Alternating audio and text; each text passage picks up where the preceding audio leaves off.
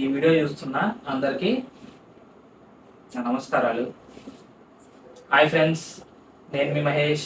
Welcome back to my channel SAS astrology. మనం ఈ వీడియోలో డిస్కస్ చేయబోయే టాపిక్ ఏంటంటే రోహిణి నక్షత్రం గురించి మనం సంపూర్ణంగా తెలుసుకునే ప్రయత్నం అనేది ఈ వీడియోలో మనం చేద్దాం. ఒకసారి ఈ నక్షత్రం గురించి మనం ముందుగా తెలుసుకోబోయే ముందు ఈ నక్షత్రం అనేది అసలు ఎన్ని డిగ్రీలు ఉంటుంది అండ్ అలాగే ఏ రాశిలో ఉంటుంది అనే విషయాన్ని మనం ప్రథమంగా మనం తెలుసుకుందాం. ఈ రోహిణి నక్షత్రం అనేది ఈ వృషభ రాశిలో 10 డిగ్రీల 1 నిమిషం నుండి సుమారుగా 23 డిగ్రీల 2 నిమిషాల వరకు ఈ వృషభ రాశిలో ఉంటుందని మనం చెప్పచ్చు అన్నమాట. అంటే ఈ నక్షత్రం యొక్క 4 పాదాలు అనేవి ఈ వృషభ రాశి కిందకే రావడం జరుగుతుంది. అండ్ అలాగే ఈ చంద్రగ్రహం మనకి శుక్లపక్షంలో ఎందుకు వృద్ధి చెందుతూ వెళ్తాడు, బౌలపక్షంలో ఎందుకు క్షీణిస్తూ వస్తాడో అన్న దానికి కారణం అనేది ఈ రోహిణి నక్షత్రం వెనకాల దాగుందని మనం చెప్పచ్చు. ఆ కారణం ఏంటంటే చంద్రగ్రహానికి ఈ 20 నక్షత్రాలు ఆయన యొక్క భార్యలుగా మనం చెప్పచ్చు. చంద్రుడికి ఉన్న 20 నక్షత్రాల్లో ఈ రోహిణి నక్షత్రం మీద ఎక్కువగా లవ్ అండ్ ఎఫెక్షన్ అనేది చూపిస్తూ ఉండేవాడు. చంద్రుడు ఈ విధంగా ప్రవర్తించడం అనేది మిగిలిన 26 నక్షత్రాలకి నచ్చకపోవడం వల్ల వాళ్ళ తండ్రి గారైన దక్ష ప్రజాపతికి వెళ్ళి చెప్పడం జరుగుతుంది. దక్ష ప్రజాపతి ఆ సమయంలో ఆవేశంగా చంద్రగ్రహాన్ని శపించడం జరుగుతుంది. నీ అందం చూసుకునే కదా నువ్వు ఇలా గర్వపడి ఈ విధంగా ప్రవర్తించావు, అందుకే ఇక నుంచి నువ్వు క్షీణించిపోవుగాక అని చెప్పి దక్ష ప్రజాపతి చంద్రగ్రహాన్ని శపించడం జరుగుతుంది. ఆ సమయంలో చంద్రశేఖరుడైన పరమేశ్వరుడు వచ్చి శాపాన్ని కొద్దిగా ఉపశమనం చేయడం జరుగుతుంది. నీవు 15 రోజులైనా శుక్లపక్షంలో మాత్రమే వృద్ధి చెందడం జరుగుతుంది, తర్వాత బహుళపక్షంలో క్షీణించడం జరుగుతుంది. అప్పటి నుంచి చంద్రుడు ఆయన యొక్క బుద్ధిని మార్చుకుని తర్వాత మనం చెప్పుకోవాల్సిన ముఖ్యమైన విషయం ఏంటంటే ఈ చంద్రగ్రహానికి ఈ రోహిణి నక్షత్రం అంటే ఇష్టం కాబట్టి ఇక్కడ వృషభ రాశిలో చంద్రగ్రహం ఉచ్చస్థితిని పొందుతాడని అందరూ అనుకోవడం జరుగుతుంది. ఓన్లీ 3 డిగ్రీల వరకు మాత్రమే ఉచ్చస్థితిని పొందుతాడు. ఈ 3వ డిగ్రీ దగ్గర పరమోచ్చ స్థితిని పొందుతాడని మనం చెప్పచ్చు అనమాట. ఈ 3వ డిగ్రీ అనేది ఇక్కడ కృత్తికా నక్షత్రం 2వ పాదంలో రావడం అనేది జరుగుతుంది. ఈ రోహిణి నక్షత్రం అనేది 10వ డిగ్రీ నుంచి స్టార్ట్ అవడం జరుగుతుంది. దాన్ని బట్టి మనం ఏం చెప్పొచ్చు అంటే చంద్రగ్రహం ఈ రోహిణి నక్షత్రంలో కేవలం మూల త్రికోణంలో మాత్రమే ఉంటాడు. అయినప్పటికీ చంద్రగ్రహం రోహిణి నక్షత్రంలో చాలా బలంగానే ఉండటం అని చెప్పొచ్చు. ఆ విధంగా ఎందుకు చెప్పడం జరిగిందంటే ఈ రోహిణి నక్షత్రం అనేది ఈ చంద్రగ్రహానికి స్వనక్షత్రంగా మనం చెప్పొచ్చు అనమాట.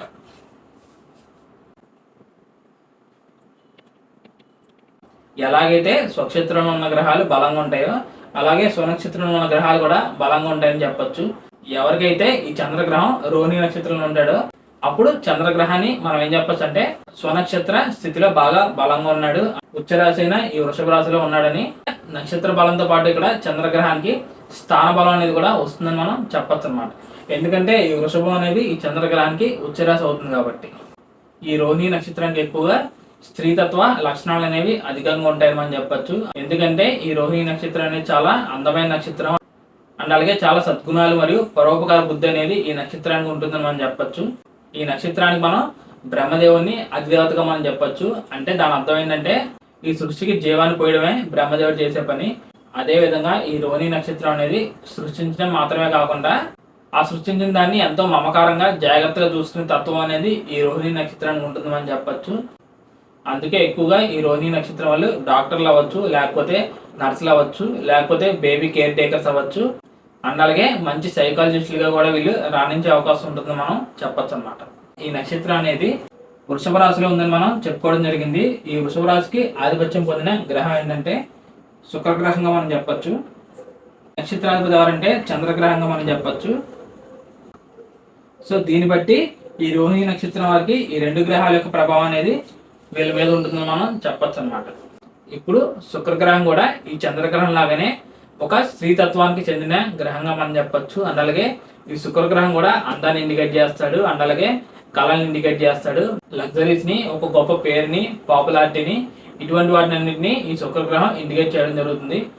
దీన్ని బట్టి మనం ఏం చెప్పొచ్చు అంటే ఈ నక్షత్రం వారు మీడియా రంగంలో అండ్ అలాగే సినిమా రంగంలో, మ్యూజిక్ రంగంలో ఇటువంటి వాటిలో కూడా ఈ నక్షత్రం వాళ్ళు బాగా రాణించే అవకాశం ఉంటుందని చెప్పొచ్చు. ఈ రోహిణి నక్షత్రం అనేది చంద్రగ్రహానికి స్వనక్షత్రం అవడం వల్ల ఎక్కువగా ఈ రోహిణి నక్షత్రం వారికి ఒక స్ట్రాంగ్ అండ్ ఇండిపెండెంట్ మైండ్ అనేది ఉండే అవకాశం ఉంటుందని చెప్పొచ్చు. దానివల్ల ఒక్క ఛాయాగ్రహాలైన రాహుకేతు గ్రహాలని మినహాయించి ఏ లగ్నం వారికైనా ఏ గ్రహమైనా ఈ రోహిణి నక్షత్రంలో ఉండడం అనేది మంచి విషయంగా మనం చెప్పొచ్చు అనమాట. ఎందుకంటే ఎవరికైనా ఈ రాహుకేతు గ్రహాల యొక్క ప్రభావం అనేది చంద్రగ్రహం మీద కనుక ఉన్నట్లయితే, చంద్రగ్రహం మనోకారకుడు కాబట్టి ఆ కాంబినేషన్ అనేది ఏదో రకంగా వాళ్ళ మైండ్ అవ్వచ్చు, లేకపోతే వాళ్ళ యొక్క మెంటల్ బిహేవియర్ మీద ప్రభావం చూపే అవకాశం ఉంటుంది. కాబట్టి ఆ విధంగా చెప్పడం జరిగిందని మనం ఫైనల్గా చెప్పచ్చు అనమాట. అండ్ అలాగే ప్రధానంగా మీ అందరికీ చెప్పాల్సిన విషయం అనేది ఇంకోటి ఉంది. అదేంటంటే నేను చేస్తున్న ఈ నక్షత్ర సిరీస్లో అందరూ ఏం చేస్తున్నారంటే ఇది వాళ్ళ నక్షత్రం అయితేనే ఆ వీడియోని చూడడం జరుగుతుంది, లేకపోతే ఆ వీడియోని చూడడం అనేది జరగట్లేదు. ఆ విధంగా మీరు ఈ నక్షత్రాల వీడియోస్ని కనుక మీరు చూడకుండా ఉన్నట్లయితే మీకు ఈ ఆస్ట్రాలజీ సబ్జెక్ట్ అనేది కంప్లీట్గా అర్థం కాకపోవచ్చు మనం చెప్పొచ్చు. ఎందుకంటే ఇప్పుడు నేను చెప్తున్న ఈ రోహిణి నక్షత్రం అనే వీడియోలో ఓన్లీ ఈ రోహిణి నక్షత్రం వారికే నేను ప్రత్యేకంగా ఈ వీడియో అనేది చేయట్లేదు. రోహిణి నక్షత్రం కాని వారికి కూడా చంద్రగ్రహం తప్ప మిగిలిన 8 గ్రహాల్లో ఏదో గ్రహం అనేది ఈ రోహిణి నక్షత్రం మీద ఉండడం జరుగుతుంది. అప్పుడు ఆ గ్రహం అనేది ఆ విధంగా ఈ రోహిణి నక్షత్రం మీద ఉండడం వల్ల ఏ విధంగా ఫలితాలు ఇస్తుంది అనే విషయం మీకు తెలియాలంటే ఇప్పుడు నేను చేస్తున్న ఈ 25 నక్షత్రాల గురించి వీడియోస్ అనేవి మీరు కంప్లీట్గా చూస్తేనే దానివల్ల వచ్చే ఫలితాలు అనేవి మీరు గెస్ చేయగలరని ఫైనల్గా చెప్పడం జరుగుతుంది అన్నమాట.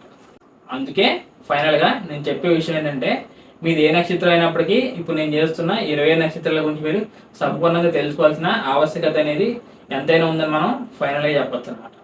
ఇది ఫ్రెండ్స్ నా వీడియో ఈ రోహిణి నక్షత్రం గురించి. అండ్ అలాగే ఈ నక్షత్రం యొక్క ఫలితాలు అనేవి ఏ విధంగా ఉంటాయి, అండ్ అలాగే చంద్రగ్రహం శుక్లపక్షంలో ఎందుకు వృద్ధి చెందుతాడు, బహుళపక్షంలో ఎందుకు క్షీణిస్తాడు అనే విషయాల గురించి ఈ వీడియో అనేది మీకు బాగా అర్థమైందని అనుకుంటున్నాను. అండ్ అలాగే ఈ వీడియో మీకు బాగా యూజ్ అవుతుందని నేను భావిస్తున్నాను. నా సైడ్ నుంచి చిన్న రిక్వెస్ట్ ఏంటంటే ఇప్పటిదాకా ఈ వీడియోని ఎవరైనా ఫస్ట్ టైం కనుక చూస్తున్నట్లయితే ఈ కాన్సెప్ట్ కనుక మీకు అర్థమయ్యి ఈ వీడియో కనుక మీకు నచ్చినట్లయితే నా ఛానల్ని సబ్స్క్రైబ్ చేసి నాకు సపోర్ట్ చేస్తారని నేను ఆశిస్తున్నాను. So thank you friends, thank you for watching my video and thank you so much for your time. మనం నెక్స్ట్ వచ్చే వీడియోలో తర్వాత నక్షత్రం అయిన మృగశిర నక్షత్రం గురించి ఇదే విధంగా క్లియర్ కట్గా తెలుసుకునే ప్రయత్నం అనేది మనం తప్పకుండా చేద్దాము. సో అప్పటి వరకు bye friends, see you very soon.